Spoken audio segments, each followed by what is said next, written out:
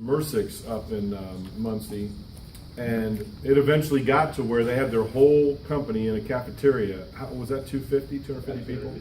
We took some pictures of it. It was incredible, and he stayed on it, and he's got to a lot of them. One of the things that we did that you might consider is he called me up and said, I've got 3 companies lined up. This was in one day. So I went up with him and we rode shotgun and we went and saw the decision makers at 3 companies. So he was playing I've got the guru kind of expert coming in, and we went to see 3 companies, and one of those, I mean, it just shot out of a cannon, took off. And you were that activity out of that one company didn't get you to RVP, but I've heard you say it got you so busy that you couldn't focus on what was going wrong in your business. Right. And that was huge. How many of you would like to get so busy, right? So there's some other tips. Now, financial wellness workshops, I would never don't lead into a company trying to get their 401k. Okay, their brother, sister's cousin, aunt has that. There's some back channels, there's all kinds of politics. But you should know what 401ks and what some other options are, because they are out there. And Pat, and he doesn't need to stick to that. Any time we can have Pat talk about anything, we're going to get better. Okay, but I asked him, because I know he's done some 401ks. He's also on the tip of the spear of managed accounts. He also has quite a few part-timers that make significant money.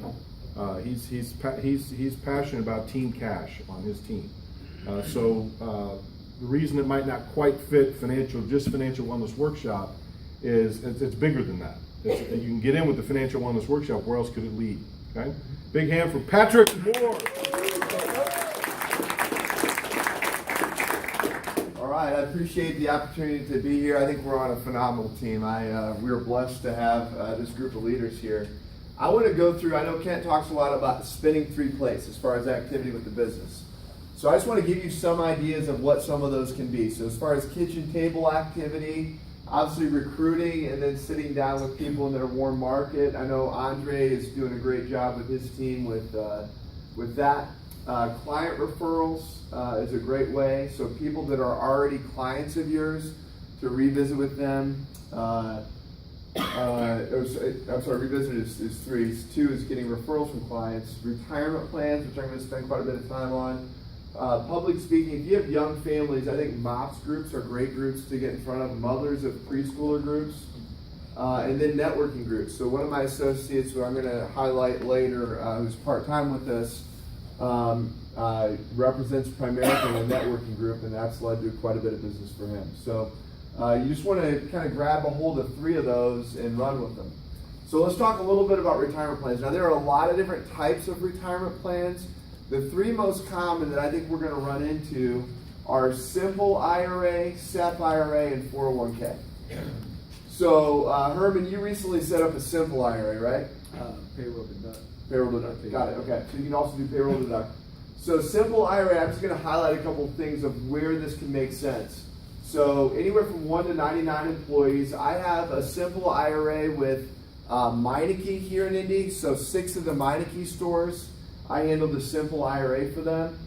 I have a simple IRA for a farmer who has a handful of employees. So but with the simple IRA, it's generally, if the employee puts in 3%, the company can put in 3% dollar for dollar.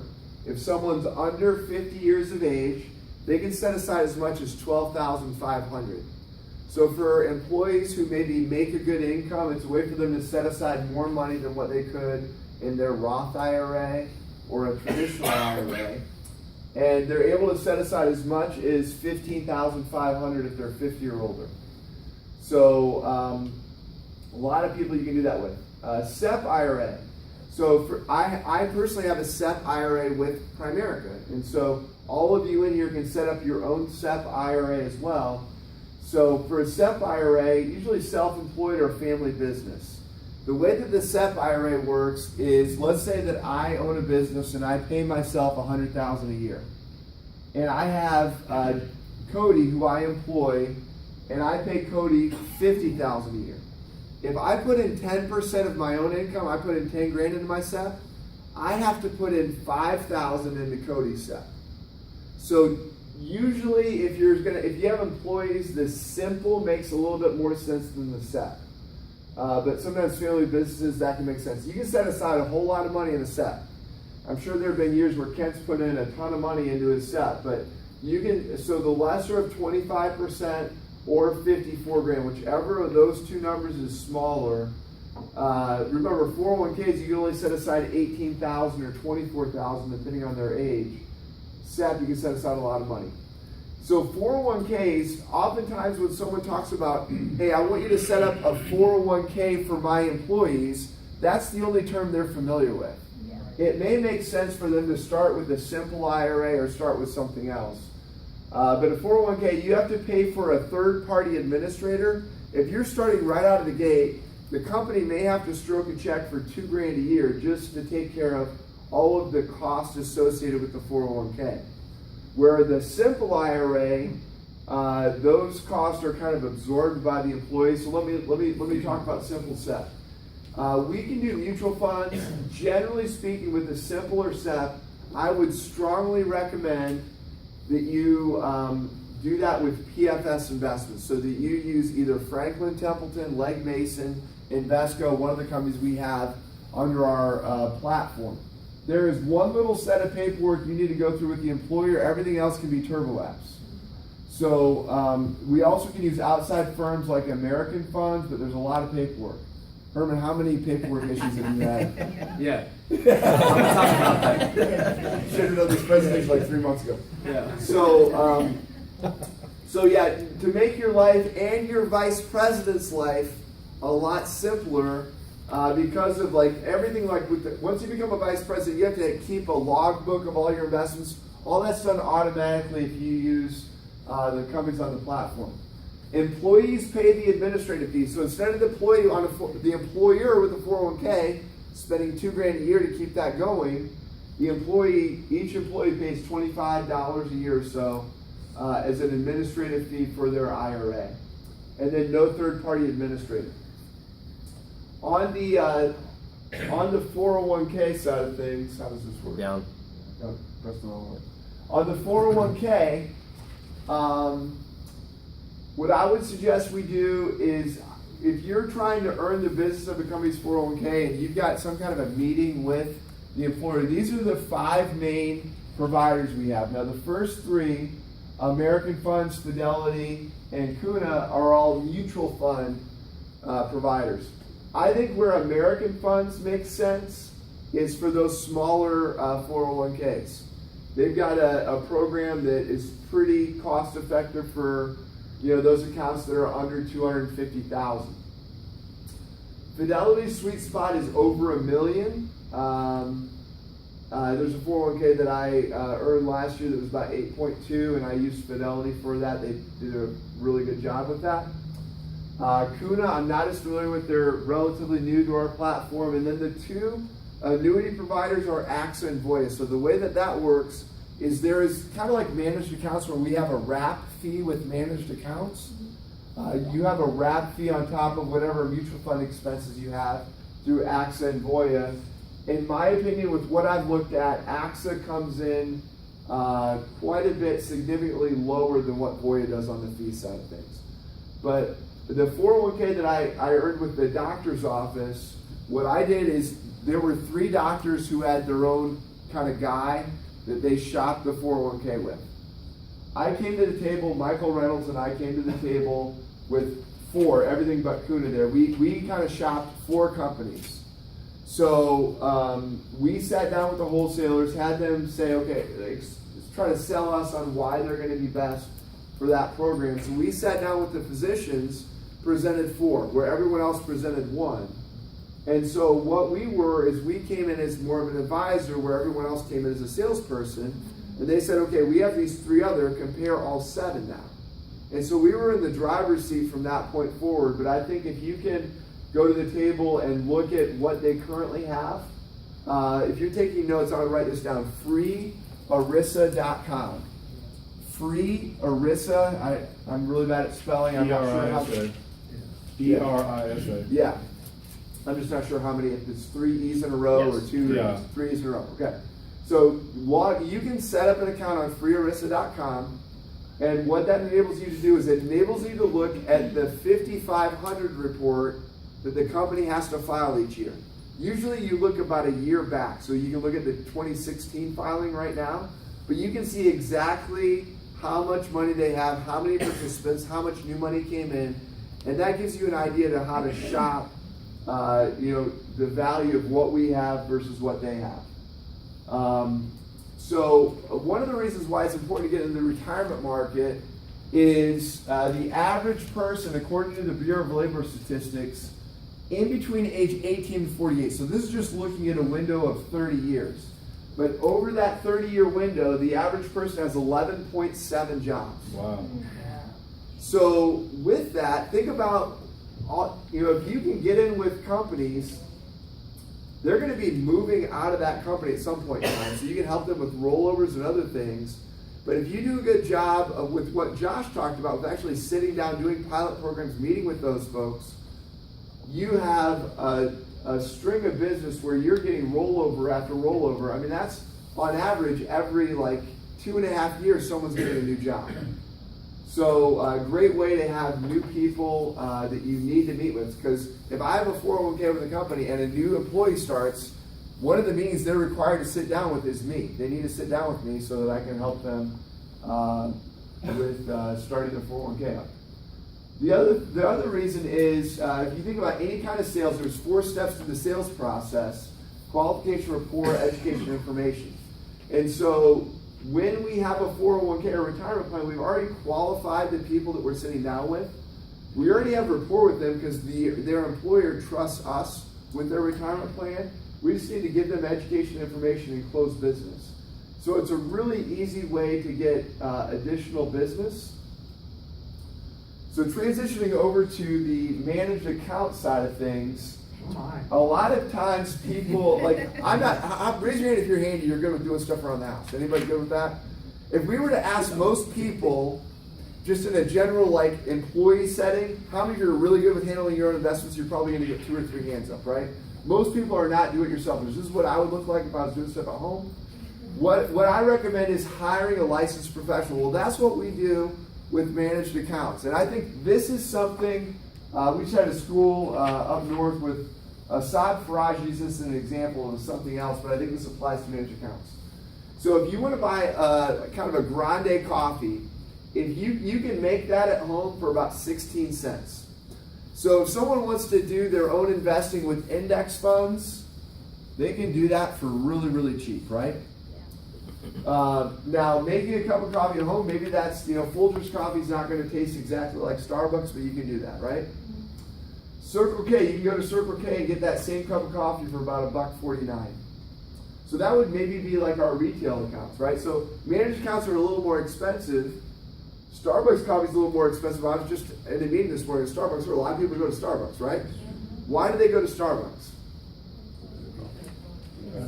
The experience, right?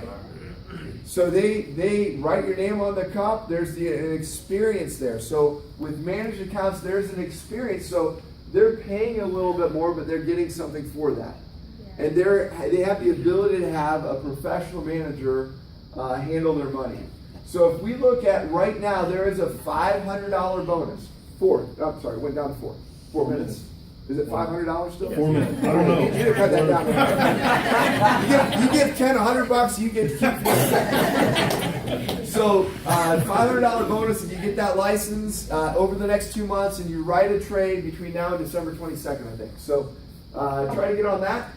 A lot of reasons why you should get your Series 6 license. There's currently $5 trillion in assets there. It's estimated in the next 3 years that's going to go up to 6.5.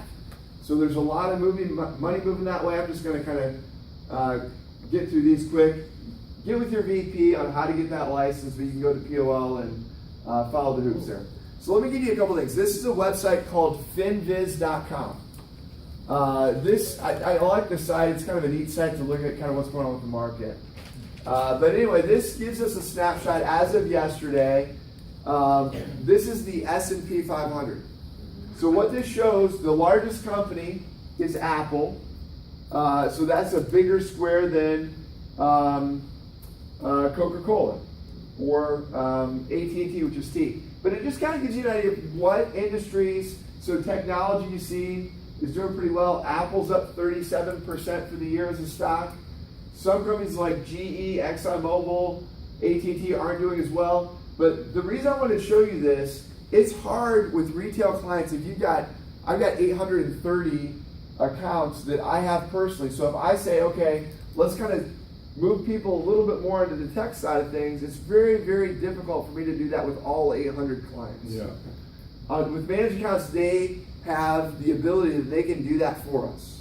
They can move people where the money's flowing. And they can diversify. You've all seen the jelly bean chart before. They can diversify and make it a smoother ride for the client. And they can also rebalance. And so, sorry, I'm kind of flying through this, but I really want to kind of talk a little bit about part-time income. So on the part-time income side of things, I'm just going to pull up I have several people that have made a pretty good income part-time. I need more full-timers. I know a lot of you guys have full-timers. I'm focused on getting full-timers, but Michael Reynolds, who's part-time with me, he has the networking group. He also earned the 401k business. He's made 26 grand part-time this year. There are a lot of people that make way more money than Michael part-time, but this is a great, so just know when you sit down and talk about, hey, we can make sure you how to make $2,000 a month. You can definitely do that part-time here. Now, most of that money has come from investments. 25,000 is 26, but we have an awesome opportunity here. He's earned over that time period. A lot of it's a 401k, but he's earned about $5.7 million. With the 401k, a doctor rolled over about $2.5 million. I split that with them. So not only do you get paid for earning the 401k, but you get paid when that money, when clients roll stuff out of the account as well. And so I want to give you a game plan here. I think when I first got started, I tried to talk to people about, hey, you can set aside $50 a month into an IRA. We can help people with as little as $50 a month. Well, guess what a lot of people did? $50 a month. Talk to people about maxing out their Roth IRAs, which is for a married couple, they can set aside $11,000 a year, which is about so let's say that you do that once a week. You sit down with family once a week, they do that. If you get paid about 4.5% as a division after 12 months, your income, your residual is $803 a month.